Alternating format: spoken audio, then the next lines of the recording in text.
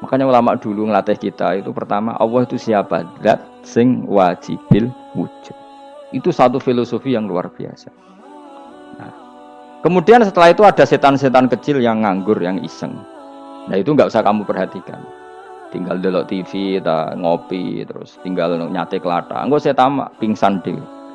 Syukur-syukur stres deh. Dugaan saya setan saya gue pingsan, kurang gizi. Karena memang setelah itu setan goda gini. Lalu sebelum Allah jangan-jangan ada wujud yang lain. Lalu Allah sendiri awal mulanya gimana? Kata Nabi, jika ada pertanyaan seperti itu kamu harus berhenti. Tinggal delok TV atau tinggal delok dangdutan. Ya kalau kepeksa ya apa-apa, kelasem aja. Saya tidak menghalalkan tapi kan sudah kamu lakukan.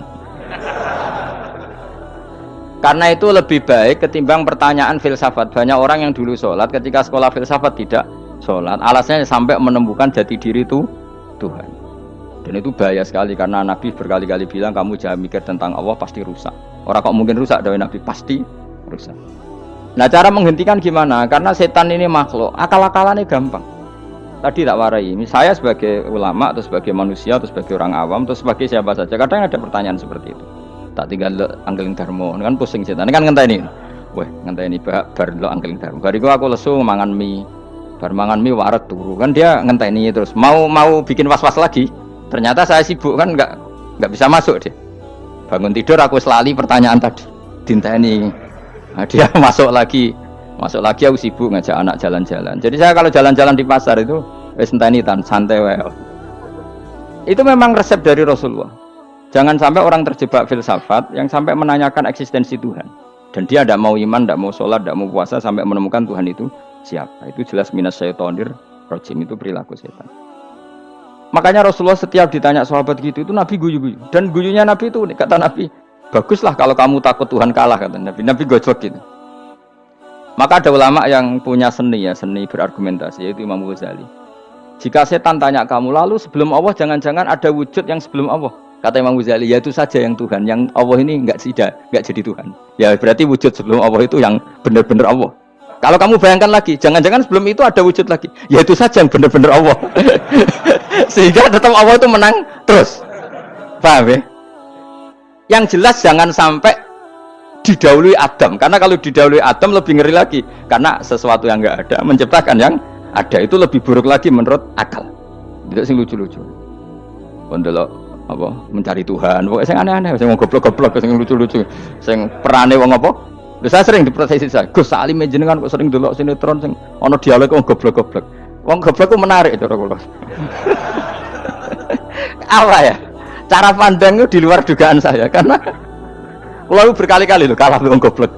Jadi makanya ini tak cerita nih beberapa kali yang jari Gus Wak cerdas berkali-kali kalah wong goblok. Ada seorang santri itu ingin dibelikan bapaknya itu sepeda motor. Bapaknya wong desa, senengane ngrumat sapi wedhus. Menurut saya ya orang tuanya itu mampu lah, sangat mampu untuk beli itu. Pak mbok ditukokno mawon wong sepeda motor. Kata bapaknya, "Anakku nu jog mondok tak goblok, Gus." Wong njaluk kok sepeda motor, njaluk mobil ora ya goblok. Lah kok goblok, Pak? Jenenge donya iku Gus, sing lahirno donya kok sapi iku ndek anak, wedhus ndek anak jenenge donya. Di mana-mana jenenge donya sing lahirno donya. Iki donya kok mangan donya. Mergo motor iku kan tuku bensin, mobil. Iku cara dekne iku goblok Gus. Batin berarti kabeh kiai goblok perkarane tuku donya sing ngentekno donya. Cara dekne donya iku sing lahirno donya. Batin kok pinter iki batin. Untungnya saya ini ulama ya, ahli tafsir ya malu, sebenarnya kalah itu ya malu. Tapi saya sebagai orang objektif fair, itu teori benar apa? Jadi donya itu ya sing lahirno donya. Donya kok mangan donya itu goblok. Untungnya dia dengan saya itu jaraknya 5 kilo 7 kilo karena itu. Lala dia diterkon sepeda motor, tapi tetap mau kalah. Pak, nanti jalan kaki saja. Karena kalau pakai motor ini kegoblokan kata saya. Terus mendingan nih. Loh Gus mau kalah tadi.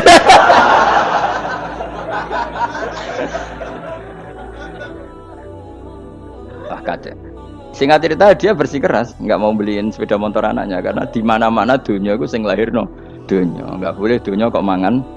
Ini satu kegoblokan yang agak ilmiah tadi. Nah, Imam Asy'ari juga mengalami hal yang sama. Imam Asy'ari itu punya, kita kalau ahli sunnah kan dua partai. Ya, di dalam ahli sunnah itu hanya ada dua partai juga. Kalau nggak Asy'ari ya Maturidi.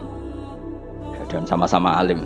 Ya kalau terpaut ya paling 5%, 7% ya, kealimannya Asy'ari dan Maturidi. Imam Asy'ari itu bikin logika yang jelimet seperti saya sekarang ini. Logikanya jelimet, tapi permanen. Jadi yang saya ajarkan tadi itu logika yang jelimet tapi apa? Permanen. Karena tadi alam raya ini kadung wujud. Kalau kadung wujud pasti pewujudnya yang menciptakan wujud pasti adalah kewujudan. Karena al-adam la yu'athiru syai'an. Di mana-mana kenihilan tidak yu'athiru syai'an. Ya sepakat ya, gampang kan? Tentu wujud ini prima disebut wajibil wujud. Lalu Imam Asy'ari itu bersikeras kalau imanul muqallid itu tidak diterima. Sebanyak keberatan ulama, tapi Nabi nyatanya yaktafi bi imanil a'rab al khalina anin nadzur. Nabi nyatanya mencukupkan imannya orang-orang Bedui yang mereka itu kayaknya tidak bisa mikir. Ya, Nabi yaktafi bi imanil a'rab itu wong desa al khalina anin nadzur yang mereka itu tidak bisa apa? Berpikir. Ingat cerita Imam Asy'ari survei. Coba ayo kita tanya orang-orang kampung. Ternyata kegoblokan orang kampung itu ya ilmiah, masyhur itu. Imam Asy'ari saja harus belajar dari wong awam, wong goblok-goblok. Kita kok ingin ya Badawi bima arafta rabbak. Kowe kok iman be Allah itu bima arafta rabbak. Lalu kamu tahu Tuhan kamu atas nama apa? Dengan logika apa? Jawabnya enak ya. Al-ba'ratu tadullu 'alal ba'ir wa atharul aqdam yadullu 'alal masir. Angger ana tletong ya ana ontane. Angger ana bekas delamaane wong ya ana sing bar liwat. Jadi misalnya ada bekas teracak anjing, berarti anjing habis liwat. Ada bekas apa ular ya berarti ular harus liwat. Ada bekas tercak manusia ya berarti manusia habis liwat. La wa hadzal alam atharun min athari qudratillah. Alam iki bekas mesti ana sing enggak. Jadi Mas Ari pinter juga, mesti logikanya gak jelimet tapi agar ana tletong ana sapine.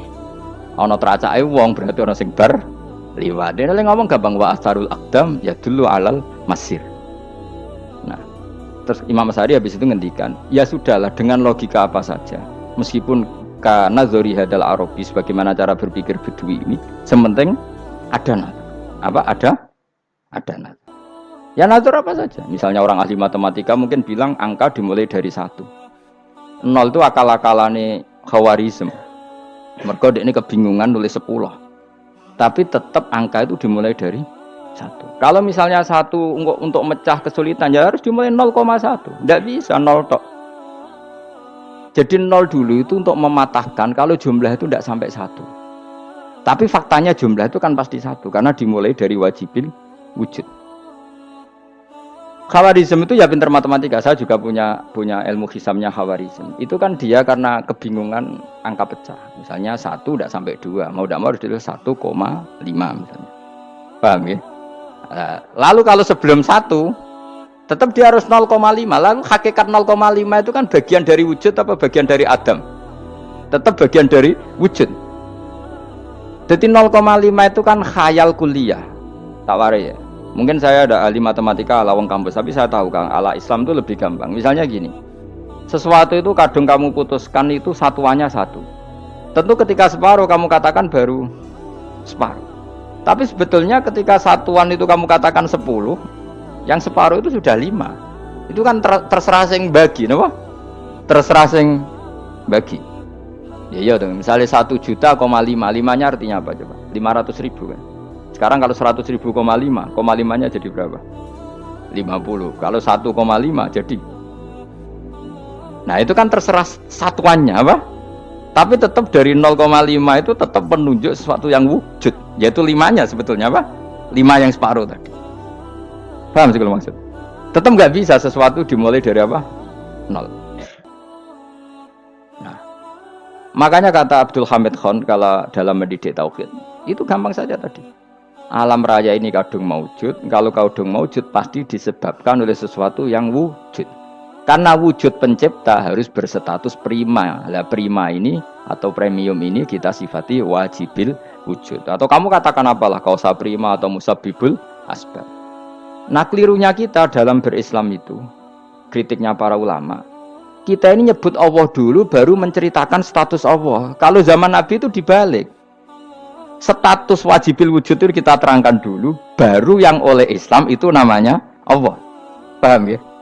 Kan beda, misalnya gini logikanya gini, kamu ketemu orang ateis, Saya ulang lagi, kamu ketemu orang ateis, terus kamu ditanya, lalu alam ini yang menciptakan siapa? Allah Jalla Jalaluh. Mesti kan tanya, man huwa Allah itu siapa? Kalau dulu Islam mengajarkan enggak gitu. Surat pertama turun apa coba? Iqra. Iqra itu enggak nyebut kata Allah. Iqra bismi rabbika. Rabbika itu siapa? Alladzi khalaq. Sebutlah nama Tuhan. Yang berhak menyandang Tuhan adalah zat yang pencipta. Itu tidak ada kata Allah. Di surat Mudatsir, surat kedua. Ya ayyuhal mudatsir kum fa'anzir wa rabbaka fakabbir. Bukan Allah fakabbir, wa rabbaka fakabbir. Sehingga cara berpikir gini dibalik. Sebutlah Tuhan kamu. Tuhan itu siapa? Yang berstatus Tuhan adalah zat yang berstatus pencipta. Nah, lalu pencipta ini oleh Islam dinamai Allah. Kalau orang ateis kamu langsung bilang Allah, man huwa Allah, berarti pertanyaannya Allah itu siapa? Lalu kamu jelaskan Allah adalah pencipta, Allah adalah wajibil wujud. Tentu lebih gampang kamu terangkan. Makanya Al-Qur'an menerangkan amkhuliqu min ghairi syai'in. Maknanya saya di sini maknanya ya Allah, apa? Allah. Apakah mereka diciptakan tanpa pencipta? Tentu setelah Islam tahu itu namanya siapa? Allah. Paham ya? Kalau balik malih. Jadi sebetulnya Quran itu ngajari kita itu ilmu mantik yang luar biasa. Misalnya ya Yuhanna su'budu siapa? Rabbakumul ladzi khalaqakum walladzina min qablikum. Sembahlah Tuhan. Tuhan itu siapa? Pencipta kamu dan pencipta orang-orang sebelum kamu. Lalu Tuhan ini oleh Islam dinamai. Tapi kalau langsung kamu bilang ke orang ateis atau orang Uni Soviet, Allah itu Tuhan. Allah itu siapa? Sebab itu di beberapa ayat dijelaskan dulu status Allah. Sifatnya Allah, keakhasan Allah, keakhasan Tuhan. Yang dikatakan Tuhan adalah zat pencipta. Kalau tidak pencipta berarti tidak Tuhan. Sekarang Yesus pencipta bumi apa enggak? Enggak, karena dia lahir sudah di bumi. Begitu juga Fir'aun. Fir'aun itu kalah telak sama Nabi Musa ya gara-gara logika ini.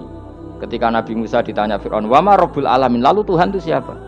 Kata Musa, Rabbus samawati wal ardi, yang menuhani langit dan bumi. Jadi Fir'aun, "Ndak, ma'alim tulakum min ilahin wairi." Saya jalan-jalan kemana-mana yang dikatakan Tuhan oleh masyarakat saya kok.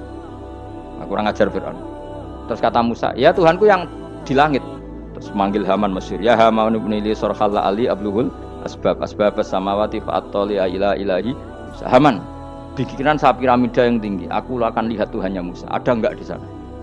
Padahal misalnya munggah tenan yang pangeran ra iso didelok kan repot Nabi Musa. Wah, payah ya nggih piramida nginceng pangeran teprak ketok kan.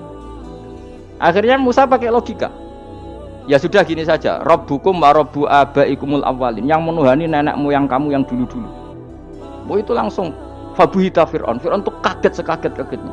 Dan para penggawa Fir'aun sadar. Wah, kalau Fir'aun yang Tuhan, babanya tanpa Tuhan. Kan Tuhannya balita kan gitu kira-kira. Tuhannya balita. Tuhannya barulah. Itu kan jadi logika yang mematikan. Kalau Fir'aun Tuhan berarti babanya dulu yang wujud itu tanpa Tuhan, karena Tuhannya baru lahir. Ini ada Tuhan kok datang terlambat ini kan. Akhirnya para punggawanya Fir'aun iman, macam gendeng ya Fir'aun itu gendeng. Itu pentingnya logika Rabbukum wa rabbu abaikumul awwalin.